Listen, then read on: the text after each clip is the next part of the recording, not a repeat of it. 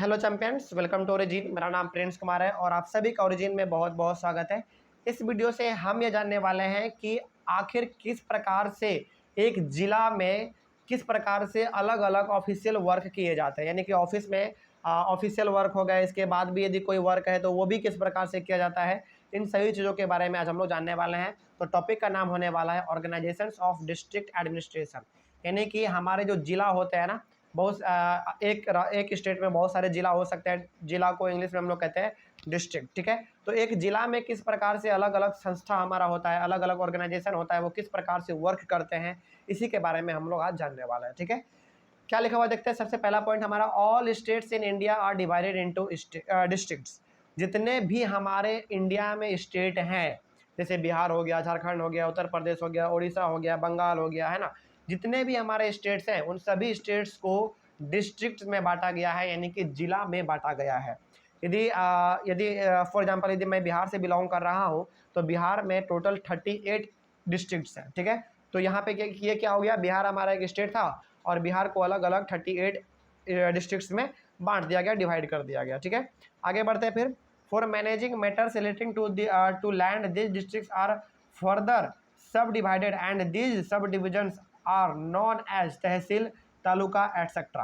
अब देखिए, चूंकि हम लोग बात कर रहे हैं अभी रूरल एडमिनिस्ट्रेशन के बारे में, तो मतलब कि हम लोग गाँवों के बारे में हम लोग अभी जान रहे हैं कि गाँव में किस प्रकार से हमारा सिस्टम चलता है, ठीक है। तो हम लोग पहले क्या किए, स्टेट को बांट दिए, किस में, डिस्ट्रिक्ट में बांट दिए।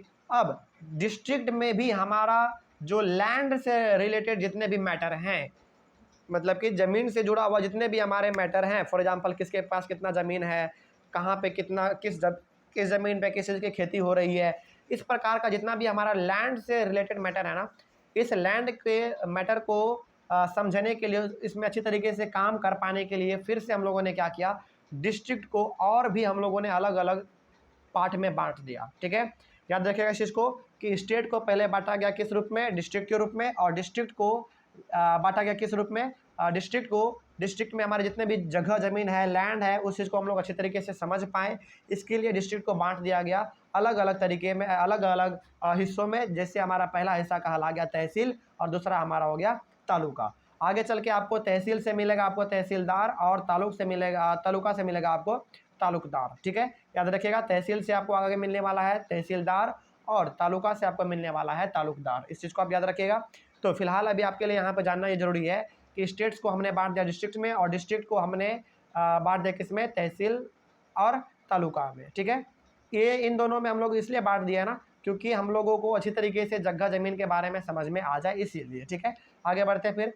The head of the district administration is the district collector and under it the tehsildars work. अब देखिए यहाँ पे ध्यान से, किसी भी डिस्ट्रिक्ट का, किसी भी डिस्ट्रिक्ट में यदि कोई भी ऑफिस है, जितने भी सारे ऑफिस हो सकते हैं किसी जिला में, उस सारे के सारे ऑफिस का हेड कौन होता है, हमारा डिस्ट्रिक्ट कलेक्टर, जिसको कि हम लोग क्या कहते हैं, डीएम भी कहते हैं, और कभी कभी हम लोग इसको हिंदी में कलेक्टर भी कहते हैं, ठीक है। तो याद रखिएगा हमेशा कि जितने भी हमारे डिस्ट्रिक्ट होते हैं, उस डिस्ट्रिक्ट में जितने सारे भी हमारे ऑफिस होते हैं ना, जितने भी सारे हमारे ऑफिस होते हैं, उन सभी ऑफिस का जो हेड होता है हमारा कौन होता है, वो डिस्ट्रिक्ट कलेक्टर, यानी कि हमारा डीएम होता है, यानी कि हम लोग इसको हिंदी में कभी कभी कलेक्टर भी कहते हैं। और डीएम के अंदर में ही हमारा तहसीलदार वर्क करता है। अब ये तहसीलदार हमारा कौन था, तहसीलदार हमारा कौन था, जिला के यानी कि डिस्ट्रिक्ट के ज़मीन को समझने के लिए हम लोगों ने क्या किया था, दो अलग अलग भाग में बांटा था, तहसील और तालुका। और यही तहसील हमारा क्या बन गया, तहसीलदार बन गया, और तालुका क्या बन जाएगा हमारा आगे चल के, तालुकदार बन जाएगा, ठीक है। तो ये हो गया हमारा। तो तहसीलदार और तालुका दोनों जो हमारे होते हैं ना, वो डिस्ट्रिक्ट कलेक्टर यानी कि डीएम के अंदर में काम करते हैं।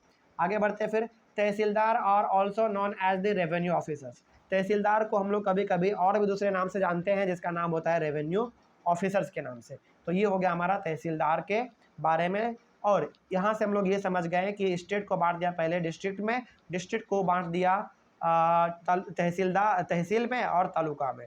तो तहसील हमारा आगे बन जाएगा तहसीलदार, और तालुका हमारा बन जाएगा तालुकदार, ठीक है। इन दोनों को इसलिए बांटा गया क्योंकि हम लोग ज़मीन के बारे में अच्छे तरीके से जान बूझ पाए, इसलिए बांटा गया, ठीक है। और जितने भी हमारे गाँव में जितने सारे भी ऑफिस होते हैं, जितने सारे हमारे ऑफिशियल वर्क होते हैं, उन सारा का जो हेड होता है हमारा, वो होता है हमारा डिस्ट्रिक्ट कलेक्टर, यानी कि हमारा डीएम कलेक्टर, ठीक है। और हमारे जो तहसीलदार होते हैं तहसील से तहसीलदार और तालुका से तालुकदार, ये दोनों भी हमारा किसके अंडर काम करते हैं, डीएम के अंदर में ही काम करता है। और तहसीलदार का दूसरा नाम हमारा क्या है, रेवेन्यू ऑफिसर है, आप इस चीज़ को याद रखिएगा। आने वाले वीडियो में हम लोग पढ़ेंगे तहसीलदार के बारे में, तहसीलदार का क्या फंक्शन है, इसके बारे में हम लोग अगले वीडियो में देख लेंगे। Thank you very much and have a nice day.